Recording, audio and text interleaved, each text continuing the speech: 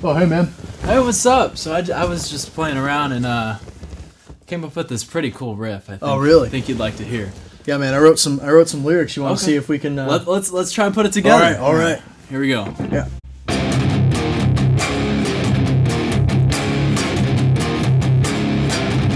It's time to hide, or you will die. Before they catch you, you will fucking try. It's time to run. The danger comes.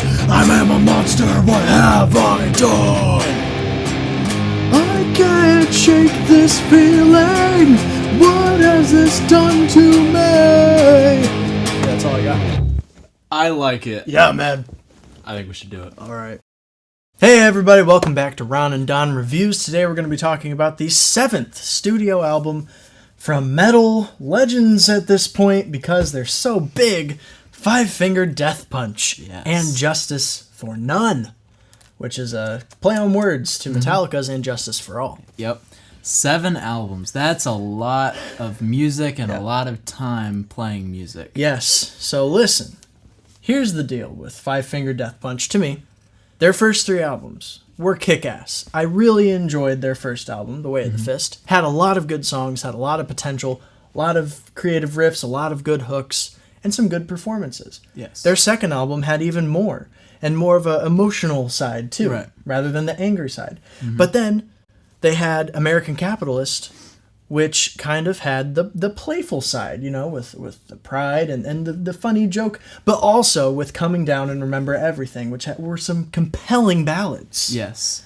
I personally haven't really, dug deep in their discography. I've listened to them from, you, but, I haven't personally gone through every song and every album. But I do enjoy their music, but... Again, with their newer stuff, it's following the same themes. Mostly their last 3 records for me have just been this wash, rinse, repeat kind of thing because they found a formula. Yep.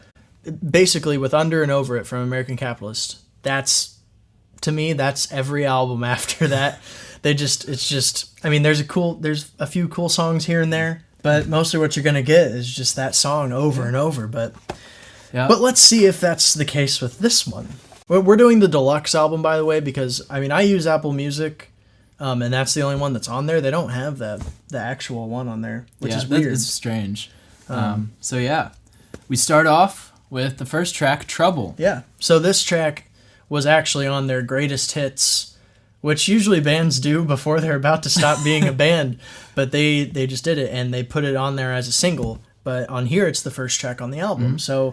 What'd you feel about this? I enjoyed this song when I first heard it. Again, really catchy hook. It's really heavy. It's aggressive. The solo is fantastic. It's one of my favorites on here. Great musicians in this band. Just great instrumentals. Yeah.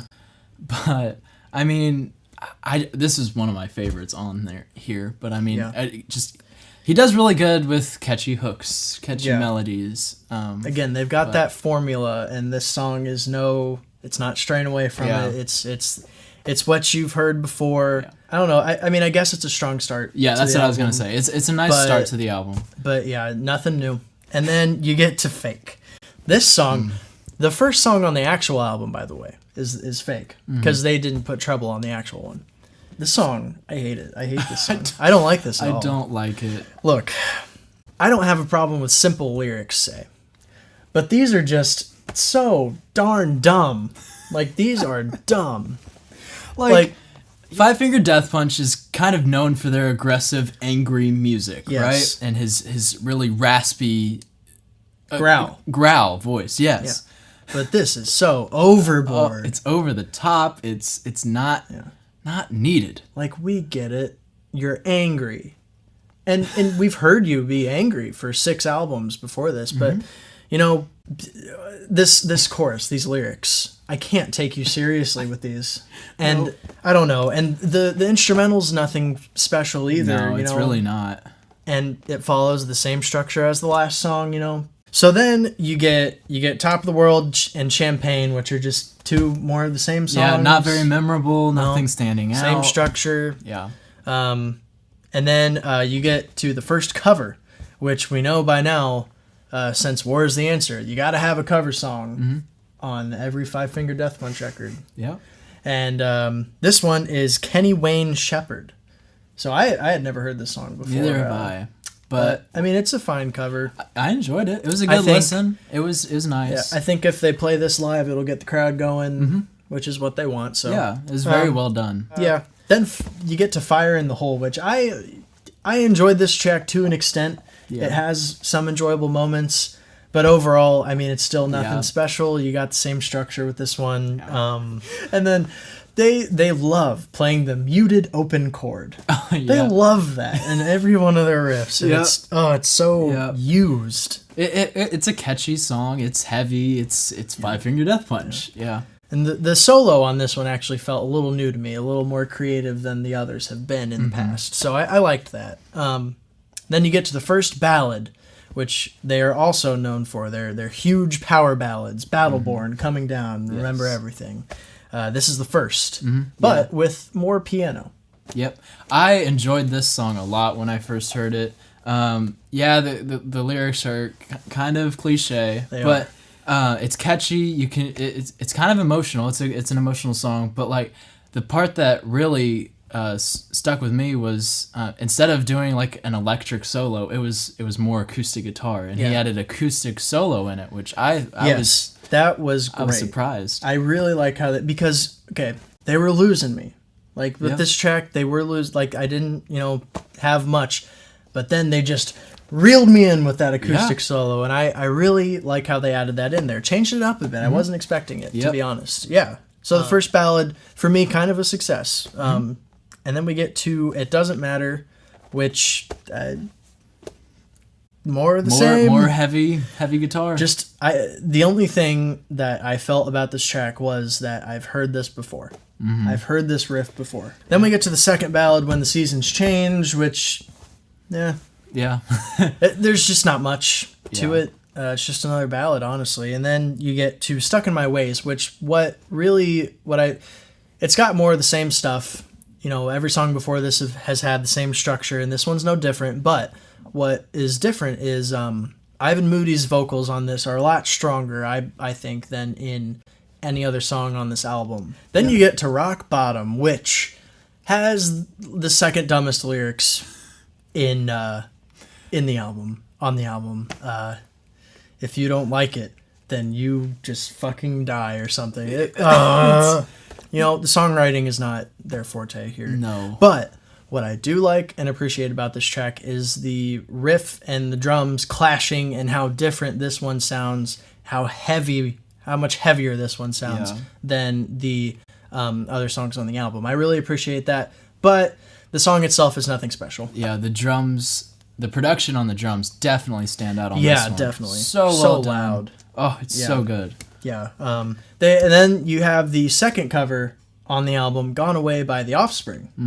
I don't really care about it that much. I'd much rather listen to The Offspring's version. They don't really add anything or do anything that makes me want to listen to this. Right. I personally enjoyed this cover a lot. They made it more mellow, more sad, which I think they did that for a reason, because the lyrics in the song are kind of sad. They're not. It's not a happy song. Yeah. It fits the lyrics. They wanted to fit it more with the music, so they did that, and they tried it. I thought they did really well with it. Yeah, it's a fine cover. Will the Sun Ever... No, Bloody and Will the Sun After Rise are after this, and they're just more songs. That's all they are. They're just more songs. There's just nothing else that makes me want to listen to these, Yeah. Nothing in them. And then that's... Will the Sun Ever Rise is the end of the album. It's the end of the official album. Yes. But we're doing the deluxe, so we'll talk about Bad Seed, which is also just an average song to me. Average riff. Yeah. But then we get to a bonus track, Save Your Breath, which, why is this not on the album? Why is this not replacing Fake? I don't know. It's this song actually changes it up. Oh, a key change right in the chorus. You don't get that ever, especially with Five Finger Death Punch. And the riff is different, The solo's different. You know, it's all different on this track, and it's a breath of fresh air. It's like I walked outside, and it's just a nice spring day, and I'm like, what a day this is. That's what this song is. It was such a refreshing listen, because I was exhausted by the end of this album, and then this happens, and I'm like, whoa. I know. This is so cool. But it's not on the official album. No. All right. Well, Evan, what are your positives? Positives, the production overall of the band, the drums were full, the guitar riffs were banging, but like I don't know. There just wasn't a lot that stood out besides a few moments here and there. Yeah, that's what this album felt like to me. Just a few good moments and songs, but that doesn't want to make me listen to the album. Yep. Yeah, I mean, I didn't have any positives to be honest. I didn't. There's just nothing there. And you know, for negatives, every single song on this album follows this structure. Here's the 5-finger death punch structure, everybody. Yeah. Are you ready for my rant? So we've got the riff, we've got the verse, we've got the chorus, or sometimes, in like 3 cases, the pre-chorus. And then after the chorus, he says the song title in the chorus every time. And then you get to a riff again, that main riff. And then you get to the verse. And then you get to the pre-chorus. And then you get to the chorus. And then you get to this bridge / solo, because sometimes it's both. Yep. And then you get to a chorus again, and that's the song. Every song has this. I don't, you know... And it wouldn't be that bad if the songs were varied in instrumentals, like... And I'm not just saying, like, ballads and hard songs. Like, you know, that's a clear difference, but it doesn't change the fact that the song structures are still the same. The songwriting is still the same throughout the whole album, and there are other 4 albums that they've done this on. But if they just varied it a little more, it wouldn't be that big of a deal. And there's just the lyrics have hit a new low for me on this album. That's one of my negatives. The lyrics, it just felt like no effort was put into them, and it...